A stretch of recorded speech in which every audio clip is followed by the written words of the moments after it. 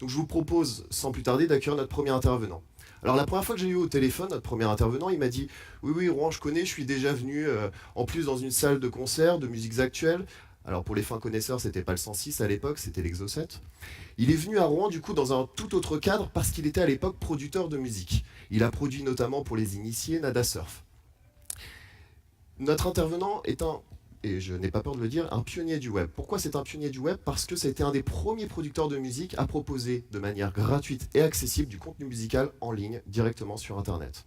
Et puis, une fois qu'il avait roulé sa bosse un peu partout dans le monde à produire des rappeurs, des rockers, etc., il a décidé de continuer sa carrière à Dailymotion, où il a été vice-président et directeur du contenu. L'aventure Dailymotion étant passée, il a décidé de franchir le cap. Personne n'est parfait. Il est devenu conseiller numérique du Premier ministre, à l'époque François Fillon, à Matignon. Une fois cette expérience politique passée, il est parti vers d'autres aventures. Il est revenu à ses premiers amours, à savoir l'entrepreneuriat. Il a fondé une boîte qui s'appelle Socialize, qui d'ailleurs traite un petit peu du marketing d'influence, le sujet qu'on va évoquer pendant ces 2 jours. Et puis aujourd'hui, et c'est ce pourquoi on le fait monter aujourd'hui sur scène, il est directeur général de WeWork France, le géant américain du coworking, du travail partagé. Mesdames et messieurs, je vous demande d'applaudir Séverin Naudet.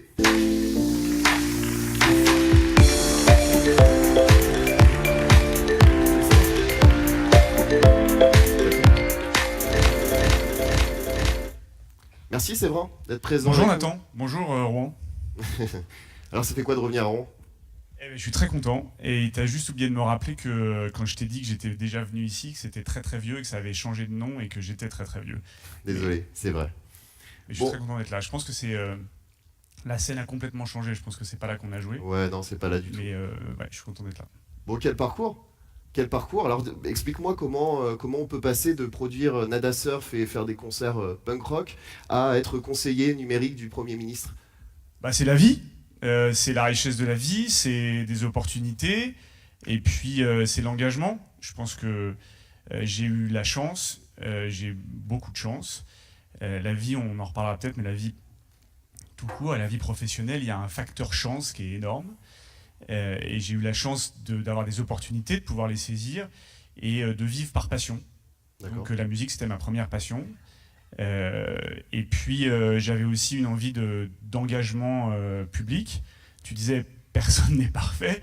Moi je pense que ce pays se porterait parfois un peu mieux si on cassait un peu cette frontière entre le politique, entre ceux qu'on classe dans cette catégorie des politiques et les autres, peut-être ce qui est en train de se passer un peu en ce moment. Et que chacun ait envie d'avoir un engagement, soit fier d'avoir un engagement citoyen. Il y a plein de manières d'avoir des engagements citoyens. Je pense que ça fait partie des sujets importants d'ailleurs aujourd'hui, dont on reparlera peut-être, et c'est ce que j'ai fait pendant 5 ans. D'ailleurs, et c'est intéressant, je l'ai payé très cher, parce qu'en sortant de Matignon, j'avais perdu toute ma valeur d'entrepreneur sur le marché. Bah, on pensait que quand tu avais passé 5 ans à Matignon, tu ne savais plus rien faire et tu n'étais plus capable de créer de la valeur. Et donc, avant de retrouver des investisseurs, avant de retrouver quelqu'un qui avait envie de travailler avec moi et de relancer un projet, ça a été compliqué. Et voilà. Et puis après, c'est des rencontres aussi. Ok, donc aujourd'hui, tu es DG France de WeWork. Alors pourquoi déjà avoir choisi WeWork, cette aventure, et alors est-ce que tu peux nous expliquer juste en 2 mots ce qu'est WeWork? Alors en 2 mots, c'est la première, la seule, la plus grande plateforme communautaire d'entrepreneurs et de créateurs dans le monde. C'est 130 000 personnes qui se retrouvent sur une plateforme techno et dans des espaces. Excusez-moi, je baisse un peu la tête parce que les lumières sont très très fortes sur la scène. C'est pas que je regarde vos pieds, mais ni les miens. Et ça réunit ces entrepreneurs et ces créateurs sur une communauté et dans des espaces qui sont partout dans le monde, à Londres, à Shanghai, à Mexico, à Paris, à Berlin, à Séoul, à New York, bref, partout. Et c'est donc un levier de croissance pour ces entrepreneurs et ces créateurs qui peuvent travailler tous ensemble. Ils sont 50% à faire du business ensemble tous les jours, ils sont 70% à avoir des interactions. C'est une grande communauté mondiale d'entrepreneurs. Et la raison pour laquelle j'ai accepté de rejoindre une entreprise américaine, ce qui n'était pas a priori évident pour moi qui me considère, me sent comme un entrepreneur français. C'est parce que j'avais envie de m'en servir pour bousculer les modèles. Le modèle français, je pense que c'était aussi, c'est un sujet très important aujourd'hui, le travail, les mutations autour du travail, les usages de toute une génération. Aujourd'hui, 50% des actifs mondiaux ont 30 ans. Ils veulent travailler différemment et j'avais envie de me servir de WeWork comme un bélier pour bousculer un peu les habitudes en France. Et donc, j'ai accepté de les aider à s'installer en France. Alors justement, je lisais dans une interview que tu as donnée il n'y a pas très longtemps que tu disais que les espaces de coworking, alors WeWork en tête, mais plus globalement les espaces de coworking, répondaient à un besoin exprimé des millennials, ce qu'on appelle les millennials. Est-ce que tu peux nous expliquer en quelques mots ta définition de ce qu'est un millennials, justement, et quelles sont leurs spécificités et quelles sont leurs attentes? Je ne sais pas si j'ai une définition de ce que sont les millennials. En tout cas, on a classé les gens qui sont nés dans les années 80, dans les années 90, bref, ceux qui ont une trentaine d'années aujourd'hui, puis il y a tous ceux qui arrivent derrière. Et cette génération, mais moi j'ai l'impression d'y appartenir aussi, c'est une génération qui parfois n'a pas d'âge, en tout cas n'a pas de géographie. Cette génération, elle change profondément les usages et les habitudes, et elle a envie d'autre chose. Elle le dit de différentes manières. Ils sont aujourd'hui 70% à dire qu'ils veulent rentrer dans une économie de partage, qui sont plus intéressés par un équilibre entre leur cadre de vie, la qualité de leur cadre de vie et leur boulot, avant leur rémunération. Et surtout, ils veulent donner un sens à leur vie professionnelle et qu'on prenne en considération leur talent. Ils veulent être entrepreneurs à 50%, c'est plein d'études, je ne vous cite pas toutes les sources. Il ne faut pas immédiatement en faire une espèce de caricature et se dire ils veulent tous créer leur boîte. D'abord, oui, je pense qu'il y a quelque chose qui a changé, c'est qu'il y a quelques années, on parlait du rêve américain. Le rêve américain, c'était de réussir, quelle que soit finalement son origine sociale, ethnique, géographique, qu'on soit une femme ou un homme, et être fier d'une forme de réussite. Ce sur quoi on a encore un petit problème chez nous en France. Moi, je crois qu'aujourd'hui, il y a le rêve numérique, c'est que tout le monde a envie, et c'est normal, d'être Zuckerberg ou le patron d'Alibaba, de Blablacar, par exemple, pour venir plus près de chez nous. Donc, quand je dis être entrepreneur, c'est être entrepreneur de sa vie professionnelle. C'est pas forcément créer son entreprise, c'est peut-être rejoindre une entreprise qui donne du sens à ce qu'on fait, qui vous permet de trouver une bonne raison de vous lever le matin pour participer à un projet à cette phrase de la Silicon Valley qui peut paraître parfois un peu naïve, un peu cheesy, on dit en anglais, qui est on va changer le monde. Mais il y a une vraie volonté de cette génération de faire les choses dans leur vie professionnelle un peu différemment. Et ça se reflète dans leurs usages au quotidien. Ils n'ont plus envie déjà, alors c'est différent si on est dans une mégapole ou des villes un peu moins importantes, mais à Londres, à Paris, à New York, ils n'ont plus envie de se faire... Les femmes n'ont plus envie de se faire 2 heures de transport en commun où elles se font agresser ou emmerder tous les jours pour aller travailler. Les hommes n'ont plus envie de perdre 2 heures ou 4 heures dans les transports parce qu'ils ont envie d'aller faire du sport ou autre chose quand ils rentrent ou quand ils sortent du travail. Et ils ont plus envie, on n'a plus envie de travailler dans des open space où on a l'impression d'élever des poulets en batterie. Je ne sais pas si vous avez déjà été dans ces tours de la Défense ou d'autres grands centres d'affaires dans le monde, où maintenant les néons s'éteignent toutes les 20 minutes pour faire des économies à l'entreprise en électricité au cas où il y aurait personne en dessous. Donc pour les rallumer, il faut faire comme ça. Bon. Plus personne ne veut de ça. Non seulement on veut savoir pourquoi on travaille, on veut créer quelque chose, on veut créer de la valeur, on veut trouver un sens à ce qu'on fait quotidiennement, mais en plus on veut le faire dans un environnement qui est un environnement humain, qui est un environnement de relations sociales, qui est de partage. Et c'est là où la révolution, la 4e révolution industrielle, qui est la révolution numérique, est fondamentale. C'est ce que je fais depuis, tu l'as dit très gentiment tout à l'heure, depuis qu'on a mis de la musique en ligne à une communauté, à l'époque sur un forum, c'est un peu vieux, et puis ensuite qu'avec Benjamin on a fait Dailymotion et qu'on a mis des vidéos en ligne pour une communauté, c'est de se retrouver dans une communauté et de pouvoir travailler ensemble, échanger ensemble et vivre une partie du temps ensemble pour faire un certain nombre de choses. C'est le monde dans lequel on vit aujourd'hui, c'est un monde horizontal.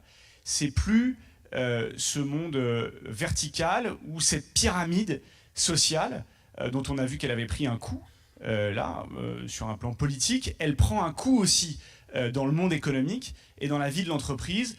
On ne veut plus travailler dans des entreprises totalement pyramidales où on vous demande simplement de venir à l'heure, de repartir à l'heure et de dégager de la productivité sans vous dire pourquoi. On ne veut plus non plus physiquement être dans des espaces qui ressemblent à des pyramides sociales. Alors, je me permets de te couper, Séverin. Justement, ces jeunes générations, elles ont tendance à fuir les grands groupes. C'est la suite logique. Quelle stratégie ces grands groupes-là mettent-ils en place pour avoir un pouvoir d'attractivité vis-à-vis de ces millennials? Alors, pour ceux qui l'ont compris, en tout cas, tous n'ont pas compris encore, ils fuient les grands groupes pour toutes ces raisons. Ils fuient les grands groupes parce qu'ils veulent d'abord créer et participer à la création de valeur. Donc, ils veulent savoir pourquoi ils bossent. Donc, ils veulent faire partie de la stratégie d'une entreprise. Ils veulent aider à la construire et à la développer, mais ils veulent aussi que cette entreprise, on veut aussi que notre entreprise, elle nous appartienne d'une manière ou d'une autre. Elle nous appartienne dans l'esprit et puis financièrement.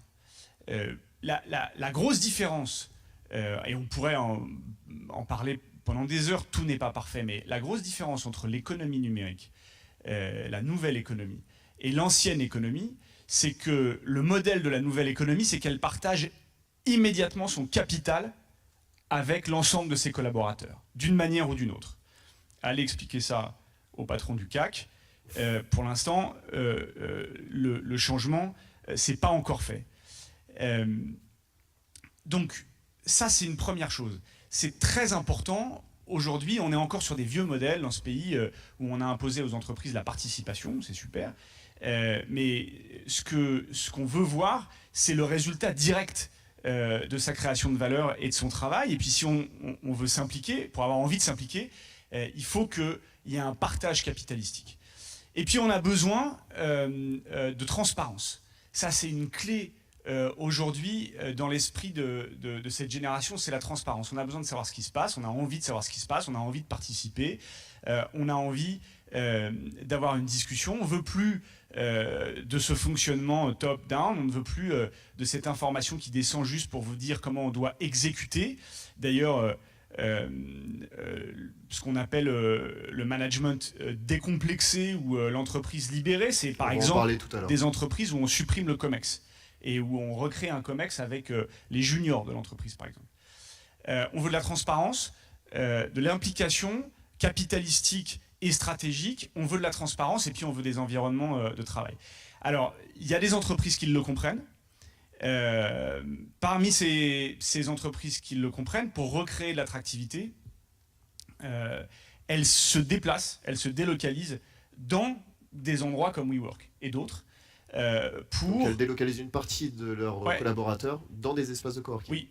Elles installent plutôt des départements entiers dans des espaces communautaires ou sur des plateformes communautaires pour que ces talents qui sont partis travailler dans leur propre entreprise ou qui sont indépendants, parce qu'il y a de plus en plus d'indépendants, ou qui sont allés rejoindre d'abord une start-up, puis ensuite ce qui devient une TPE, une PME et peut-être une grande entreprise, reviennent chez eux et que tout le monde n'ait pas envie d'aller uniquement travailler pour les GAFA ou travailler pour Blablacar, ce qui est très bien, mais eux ont besoin aussi de trouver voilà, une génération qualifiée qui va leur apporter de la richesse. Ils sont en train de s'appauvrir et donc ça fait partie des solutions.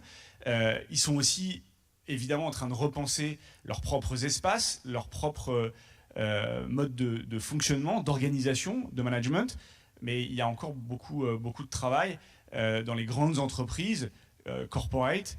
Il y a encore un grand chemin à faire pour convaincre cette génération de revenir travailler pour elle. Tu as des exemples de grandes entreprises qui ont réussi justement à remettre en place un pouvoir d'attractivité vis-à-vis de ces jeunes générations? Oui, bah, je ne vais pas citer des boîtes par rapport à d'autres, mais il y a plein de très très grandes entreprises dans différents secteurs, que ce soit la banque, l'assurance, les compagnies aériennes, françaises ou étrangères, des entreprises de conseil. Il y a McKinsey par exemple.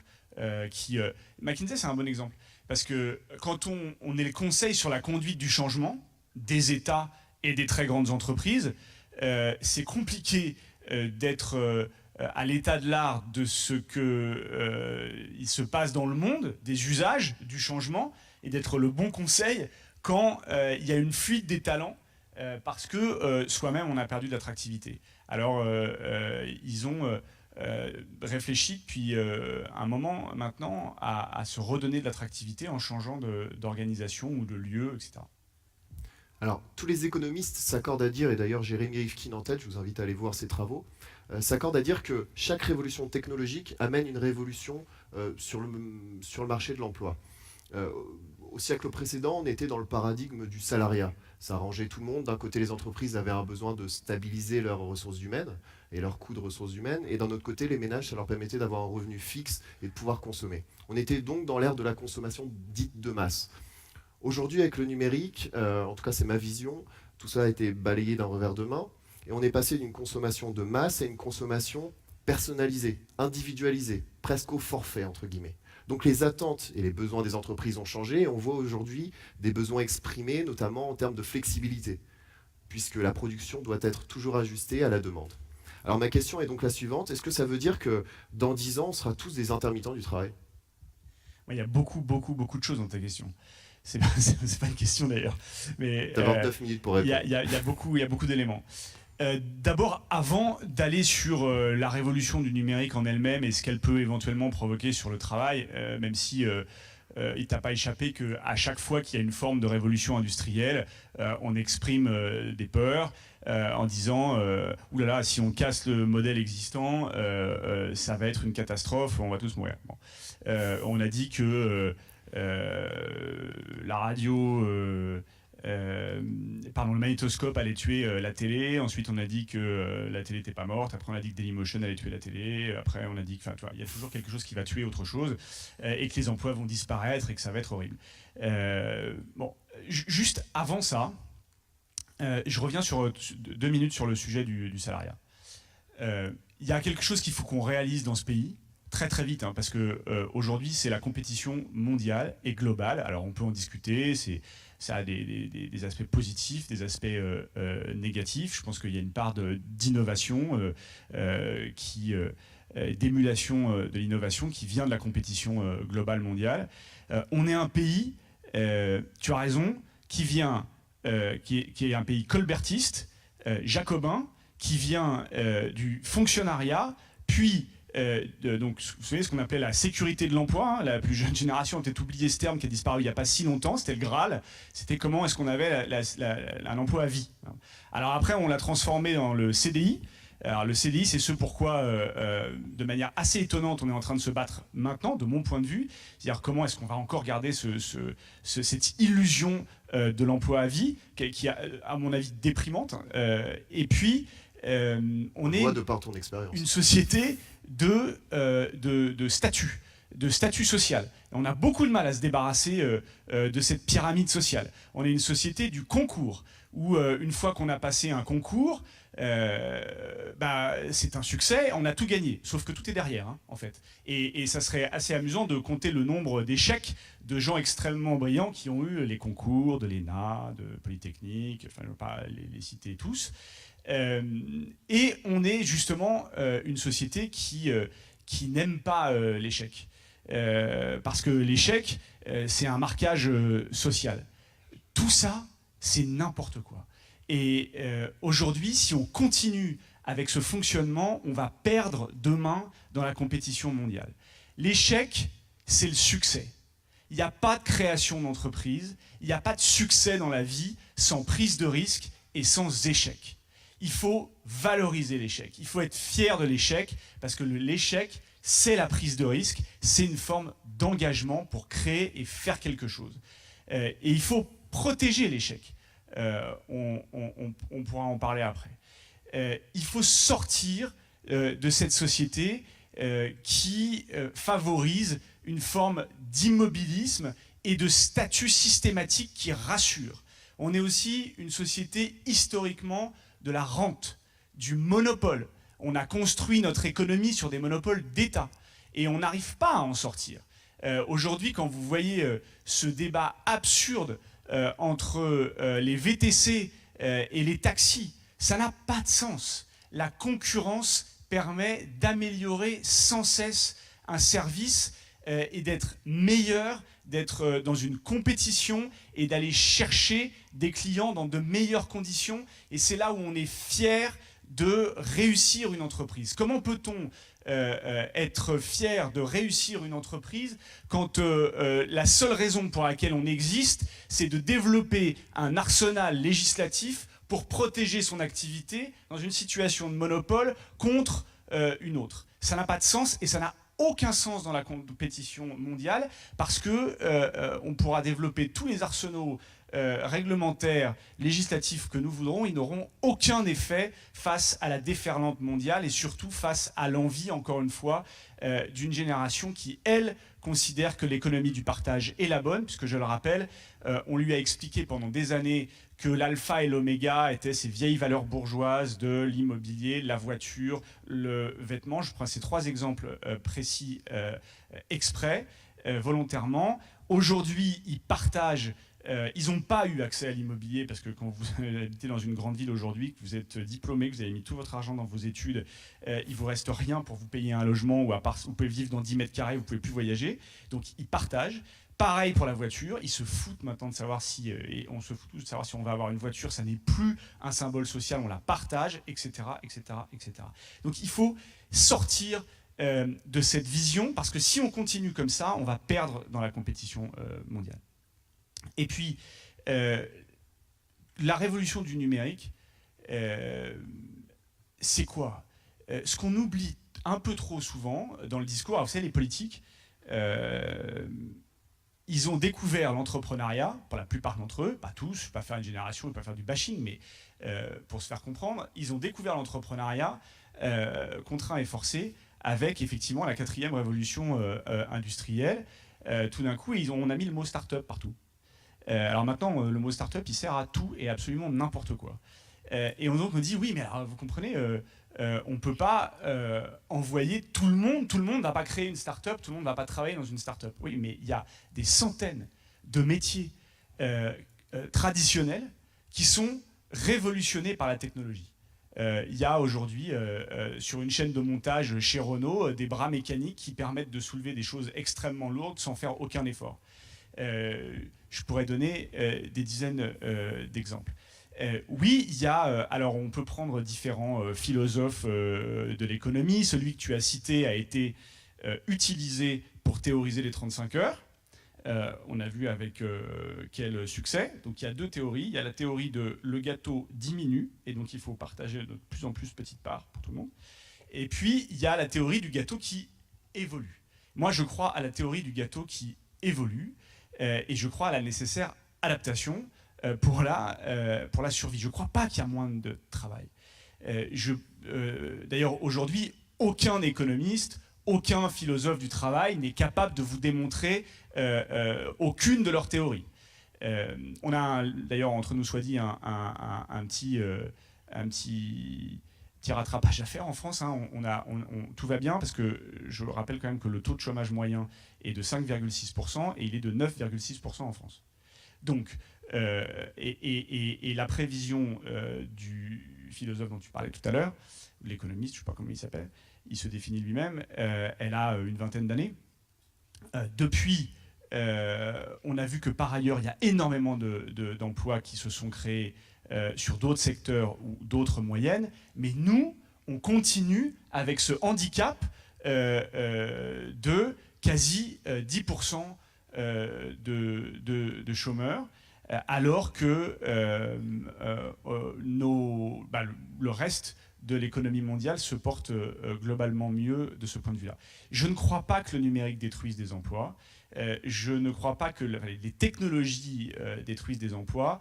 Ça fait, depuis que le monde existe, à chaque fois qu'il y a une nouvelle technologie, une partie des hommes s'exprime par la peur, et puis une autre partie des hommes, des femmes et des hommes, mais avec un grand H, par l'optimisme et l'envie de créer et de changer. Je fais plutôt partie de cela. Je pense qu'il faut globalement regretter un peu moins, espérer un peu moins et vivre un peu plus, aimer un peu plus. Et je pense que c'est aussi vrai dans l'économie. Il faut saisir. Alors, il y a plein de choses à faire. Hein. Il faut notamment faire beaucoup de choses autour de la formation. Parce que on va me dire, oui, mais les 50% de 30 ans qui maîtrisent les nouvelles technologies, il y en a 50% d'autres sur le marché qui ne les maîtrisent pas ou qui les maîtrisent moins et on ne peut pas en faire des exclus. Oui, c'est vrai. C'est vrai qu'aujourd'hui, dans certaines industries, il y a un niveau d'alphabétisation qui n'est pas suffisant pour maîtriser des nouvelles technologies et que ça va poser un problème. Il va falloir former les gens, il va falloir faire un vrai effort pour accompagner tout le monde et que tout le monde ait le droit au rêve numérique, ce que moi j'appelle le rêve numérique. Ce qui est surtout important, c'est qu'on ne laisse personne sur le côté de cette révolution industrielle. Alors justement, cette obstination, et le mot est faible, des pouvoirs publics à vouloir sauver coûte que coûte l'emploi, pour toi il faut mettre ça totalement de côté et voir plutôt plus loin, sur des politiques à plus long terme, etc. Non, je ne crois pas qu'il faille mettre ça de côté parce que ça implique beaucoup de choses que tu viens de dire. Je pense qu'il faut qu'on revoie notre modèle social en France si demain on veut être encore une fois en bonne place dans la compétition mondiale. Il ne vous a pas échappé un truc rigolo il y a quelques semaines. Benoît Hamon a fait toute sa campagne sur le revenu universel. Mark Zuckerberg, on ne peut pas dire que les deux soient exactement des homonymes, a dit il y a 15 jours ou 3 semaines devant Harvard, quand il a reçu son diplôme, au passage il n'avait pas été diplômé, hein, quand il a reçu son diplôme, il a dit, non seulement il a dit que l'échec était une chose formidable, et tout entrepreneur sait que l'échec est important, mais il a dit il faut un coussin. Il a utilisé le mot de coussin. Bon. Pour tous ceux qui prennent des risques et qui, à un moment ou à un autre, vont connaître l'échec. Et je reviens à ce que je disais tout à l'heure. En France, le CDI, ne vous trompez pas, on est en train de se battre pour protéger encore plus une situation qui est déjà une situation extrêmement favorable. Et donc, ce qui veut dire qu'encore une fois, on n'encourage pas le risque et on n'encourage pas l'entrepreneuriat. Parce que tous ceux qui sont entrepreneurs savent très bien qu'ils sont ceux qui sont les plus fragiles dans ce pays. Alors, c'est vrai, il y a eu le statut d'auto-entrepreneur, il y a eu ces choses-là quand même. Ouais, le statut d'auto-entrepreneur, alors je vais te dire, quand tu dois te faire soigner une dent et que tu en as pour 1 500 € et que c'est remboursé 3 € par la sécurité sociale et que tu n'as pas de mutuelle, le statut d'entrepreneur, il ne va pas t'aider beaucoup.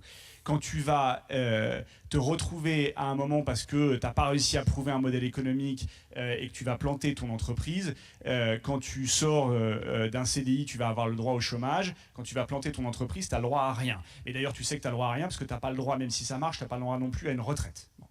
Donc, oui, on a fait les progrès dans une direction pour dire c'est pas mal d'être entrepreneur, ce qui était déjà quelque chose. Moi, je crois aujourd'hui qu'il faut qu'on revoie notre modèle. On est dans un pays où on taxe à 35% les entreprises. Et on est un des pays en Europe qui crée le moins de richesse sur sa fiscalité. Bon, on sait comment les dépenses publiques sont gérées et ce qu'on fait avec notre argent. Donc ça, évidemment, c'est la première clé. Si un jour, un gouvernement a la gentillesse, j'ai vu que le sénateur nous a quittés, si le gouvernement a, dommage, la gentillesse un jour de se dire que peut-être ils peuvent arrêter de jeter notre argent par les fenêtres, je l'ai vu, hein, je sais de quoi je parle, là pour le coup, je l'ai vu pendant 5 ans. C'est un peu, vous savez, quand on fait des travaux, on met des espèces de tuyaux le long de la façade là, pour que ça arrive plus vite en bas. C'est à peu près la même chose. Ça, c'est la première chose. La deuxième chose, c'est que on ne crée pas de richesse avec la fiscalité en France.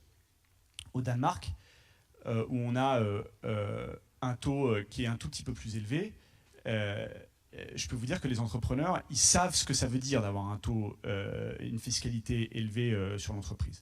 Le taux moyen en France, en Europe, il est de 25%. Donc on est 10 points au-dessus du taux moyen en Europe.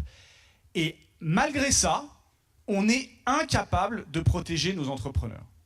Donc moi, je pense que parmi les choses qu'on pourrait réfléchir, on pourrait peut-être se demander si on ne peut pas baisser la fiscalité sur les entreprises intelligemment, de manière à ce que on rende de la productivité à nos entreprises, mais que de l'autre côté, un certain nombre d'entre elles, des très grandes entreprises qui péniblement sont venues sur la participation, par exemple, et dont on sait qu'aujourd'hui le capital n'est pas très très bien réparti, en tout cas le fruit de la création de ce capital n'est pas toujours très très bien réparti, de créer un fonds pour protéger les entrepreneurs quand ils font face à l'échec. Et qu'on n'ait pas peur dans ce pays de ne plus pouvoir payer son loyer, de ne plus faire manger ses enfants, parce qu'on est entrepreneur.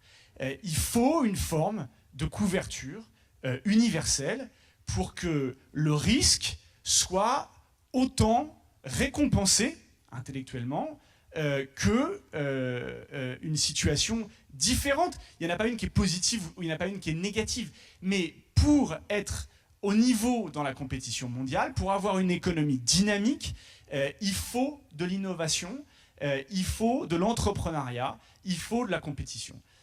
Donc il faut protéger ceux qui prennent des risques. Il y a vraiment quelque chose de profond à faire pour repenser notre modèle social. Et c'est vraiment au moment où il y a une discussion qui s'engage, c'est affreux et il ne faut pas se laisser berner. C'est affreux d'avoir dans des moments aussi importants au regard de l'histoire de notre pays des gens qui nous ramènent sans cesse à des caricatures ridicules entre supprimer le code du travail, soi-disant, d'un côté, et la glaciation de l'autre. C'est pas ça la vie de chacun d'entre nous en tant que salarié ou chef d'entreprise ou actionnaire ou entrepreneur ou indépendant. C'est pas ça. On a besoin, par exemple, et je crois on en reparlera après, de laisser un certain nombre d'entrepreneurs décider avec leurs équipes de l'organisation du travail. Bien sûr, il faut faire attention à ceux qui ont moins les moyens de se protéger. Il faut de la souplesse et de l'intelligence, mais on est à un moment clé et il ne faut pas le rater. Alors justement, quel cadre réglementaire a posé à ça ?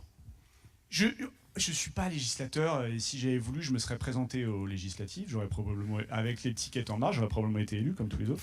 Mais je n'ai pas fait ce choix-là, donc je ne vais pas donner de... Voilà. Simplement, il faut en profiter. Alors comme en plus tout le monde a l'air d'être On a l'impression que la France entière est sous Exta ou MDMA depuis 15 jours.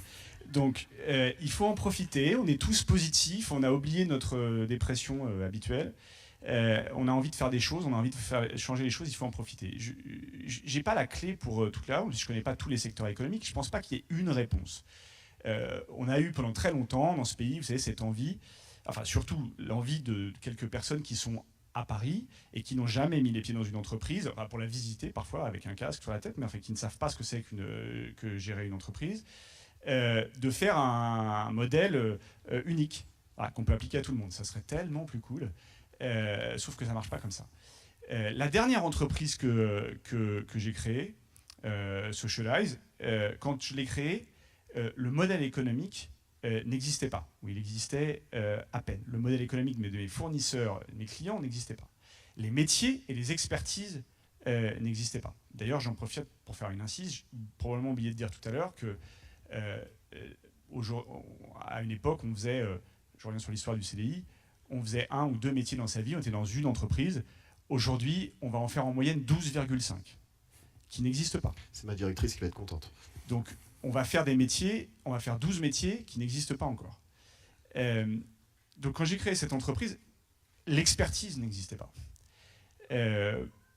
J'étais tout seul avec une personne et en 3 ans, on était 750.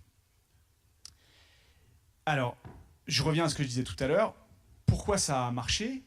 Parce que je me fichais totalement de savoir à quelle heure arrivaient les équipes. Je me fichais totalement de savoir à quelle heure elles repartaient. Je me foutais complètement de savoir s'ils partaient en vacances au mois de février ou au mois d'octobre.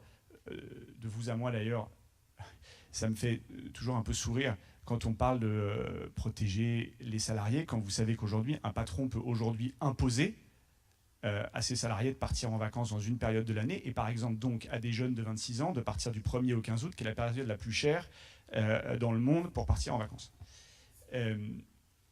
Pourquoi ? Parce que ce qui m'intéressait, c'était que la boîte soit productive, rentable, et que les gens soient heureux. Ou d'ailleurs, j'aurais pu le mettre en premier, parce que une entreprise où les gens ne sont pas heureux, elle est moins productive et elle est moins rentable.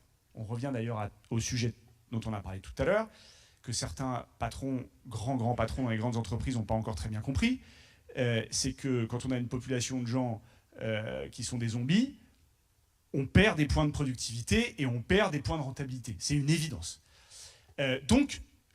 Alors ça, au début, c'était pour eux-mêmes, la manière dont ils étaient formatés par l'école et par l'environnement, ils ne comprenaient pas. Ils me disaient, ils me demandaient de valider leurs vacances. Je dis, je m'en fous. Tu pars en vacances quand tu veux, je m'en fous. Tu as fait ton travail ou tu n'as pas fait ton travail ? Tu as atteint tes objectifs ou tu n'as pas atteint tes objectifs ? C'est la seule chose qui m'intéresse. Et puis, il y avait ce truc, vous savez, on dit, si le patron nous regarde, j'arrive plutôt à telle heure, je repars à telle heure. Et à un moment, je leur dis, c'est pareil, mais franchement, ça ne m'intéresse pas. Et puis, ce qui m'intéresse, c'est que, par exemple, un jour, j'ai gagné un très très gros client, un des plus gros telcos mondial, pour leur acheter de l'espace publicitaire dans le monde entier. Bon. Alors, c'est moi qui ai fait le pitch avec mes équipes, très bien, parce que tu es devant un COMEX d'une très très très grosse entreprise, avec des gens de 55 ans, bon parfait, qui voulaient quelqu'un qui avait un peu de bouteille et qui les rassurait, surtout que c'était sur un sujet technologique qu'ils ne comprenaient pas.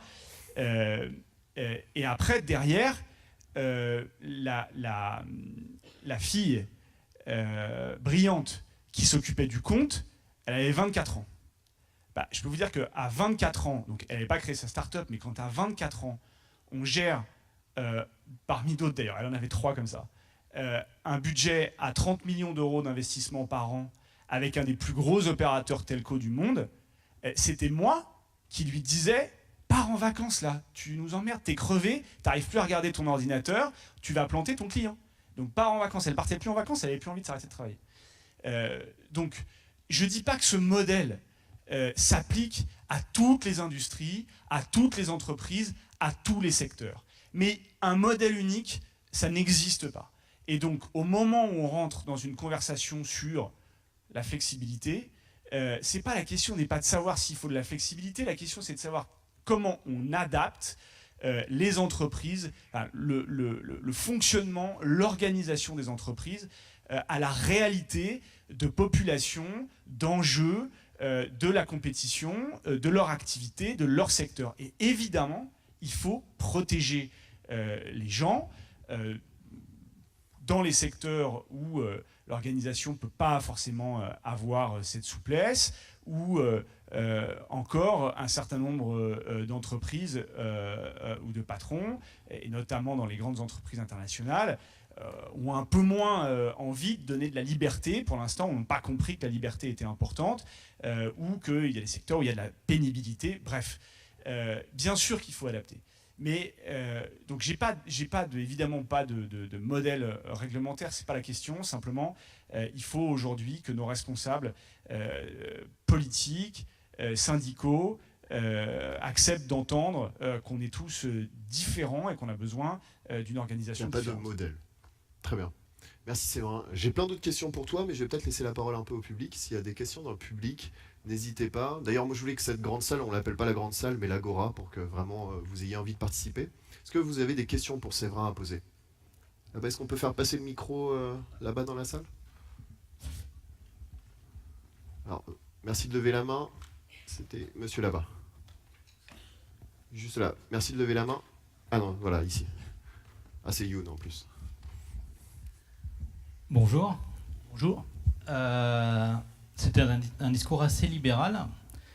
Quid des personnes qui n'ont pas de diplôme, qui ne sont pas à l'aise avec le numérique, ceux qui ont élu Trump aux USA, la plupart des électeurs sur les extrêmes en France, etc. Il est complètement exclu de votre discours. Donc je voulais savoir comment on adresse ces populations-là. Et il n'y a pas que des vieux, il y a aussi des jeunes qui ne sont pas forcément prêts pour aller dans des grands groupes, prêts pour aller dans le numérique, etc. Alors, je n'ai pas de diplôme. Donc, je me reconnais assez dans ce que vous dites. J'ai à peine le bac.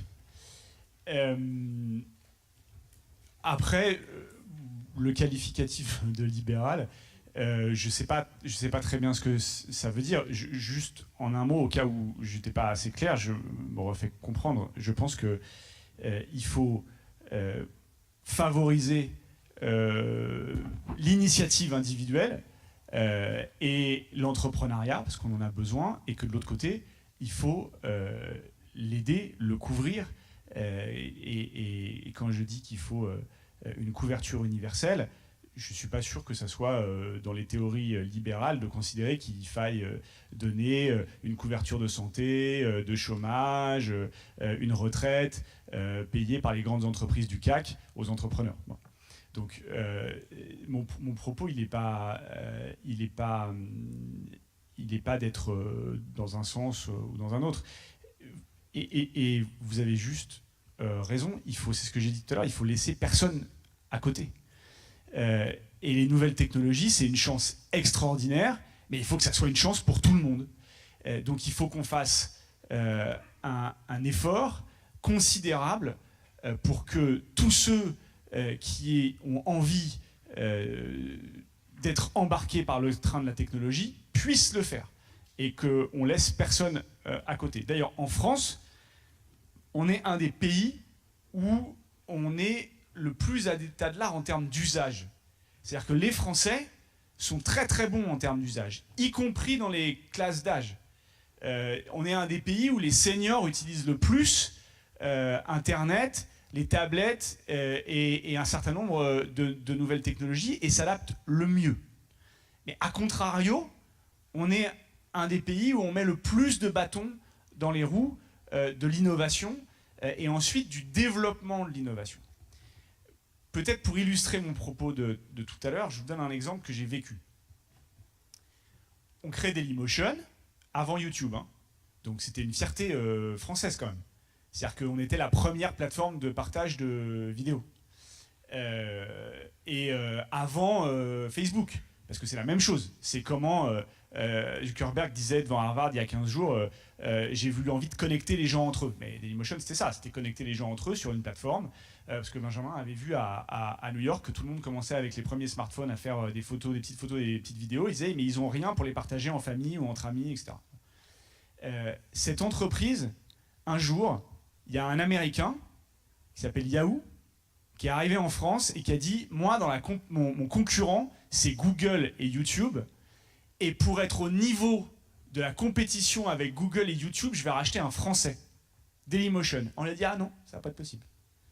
Allez voir ailleurs. » Parce qu'il y avait un politique, un gouvernement qui avait décidé que c'était stupide. On ne sait pas très bien pourquoi. Moi, j'ai toujours pas très bien compris pourquoi. Et donc, on a expliqué au monde entier qu'il ne fallait pas venir acheter une entreprise française. C'est une catastrophe de faire ça.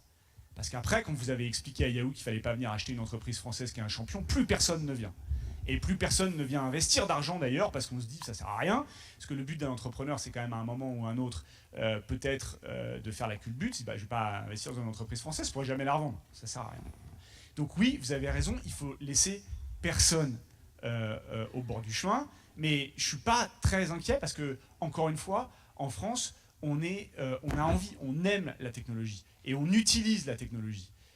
Simplement, il faut qu'on fasse un très gros effort pour former tous ceux qui ne maîtrisent pas encore aujourd'hui les technologies, pour qu'ils puissent s'adapter à la mutation de leur emploi actuel vers l'emploi de demain, ou peut-être en changer. Merci. Merci Séverin. Merci beaucoup Séverin pour ces échanges. On va pas avoir le temps malheureusement, mais tu restes là un petit peu pour qu'on puisse échanger avec toi, que le public puisse échanger. Il n'y a pas une dernière question ? Bon, très rapide, en une minute. Dernière question, je suis sûr qu'il y en a. En une minute. Madame, juste au deuxième rang. Par contre, je te préviens, tu as 1 minute pour répondre. Je n'aime pas faire des monologues. Bonjour, donc je m'appelle Marielle Lacarin, je suis designer. Moi, j'ai une question en termes d'opportunités. En fait, est-ce que vous pouvez nous donner justement cette révolution, qu'est-ce qu'elle peut nous apporter, qu'est-ce qu'elle peut... voilà, un message un peu positif, qu'est-ce qu'on peut faire avec tout ça? En 1 minute, donc. C'est bien comme question, merci. C'est sympa. Je vais être obligé d'être très général, mais les nouvelles technologies, elles font faire des bonds extraordinaires en matière de santé. Elles font faire des bonds extraordinaires en matière de transport. Elles font faire des bonds extraordinaires dans tout ce qui nous touche au quotidien, en réalité. L'accès à l'information, je ne vais pas faire un cours de philo sur l'accès à l'information, mais on n'a jamais eu autant accès à l'information. On pourrait discuter de comment on choisit, etc. Mais la santé, le transport, tout ça sont des sujets majeurs sur lesquels... je vous donne juste un exemple. Vous allez comprendre, c'est du vécu assez récent. J'ai posé la question. Quand vous faites dévitaliser une dent, il faut faire derrière ce qu'on appelle le traitement des canaux. Vous savez comment on faisait avant ? C'était des statistiques. On disait telle dent a 2 ou 3 canaux, donc on va vous traiter 2 ou 3 canaux en fonction des statistiques. Mais en vrai, ça pouvait changer. Il doit y en avoir 4, ou il doit y en avoir 3. Et donc vous aviez une dent qui restait avec un canal non traité, en général, c'était pas très très bon pour la suite. Aujourd'hui, la technologie fait que on sait exactement ce qu'on doit vous traiter. Et c'est un exemple un peu idiot, mais il y en a des centaines. La technologie, ce ne sont que des chances au quotidien pour aller plus loin. On aurait pu parler de l'intelligence artificielle, qui est un sujet que j'adore. En un mot, il ne faut pas laisser l'intelligence artificielle uniquement aux Américains. On va en parler pendant ces Il faut qu'on se bouge pour se rattraper. L'intelligence artificielle, c'est quelque chose d'extraordinaire qui va nous permettre de faire des progrès extraordinaires. Tout ça sont des chances. Et ça rejoint la question de monsieur à l'instant. Quand on a fait Dailymotion et que j'ai commencé à voir apparaître des gars au fin fond de l'Auvergne, du Cantal, du sud de la France, qui étaient des petits génies de l'animation et que personne n'aurait jamais trouvé et qui tout d'un coup on les voyait à la une de Dailymotion et se retrouvaient en discussion avec un producteur ou tout simplement en fait partageaient avec des millions de gens ce qu'ils avaient créé et étaient peut-être capables d'en faire un business derrière. C'est autant de chances que nous apporte l'innovation et cette nouvelle culture de la communauté et d'une société plus horizontale. Merci Séverin. On peut l'applaudir. Merci beaucoup, Séverin.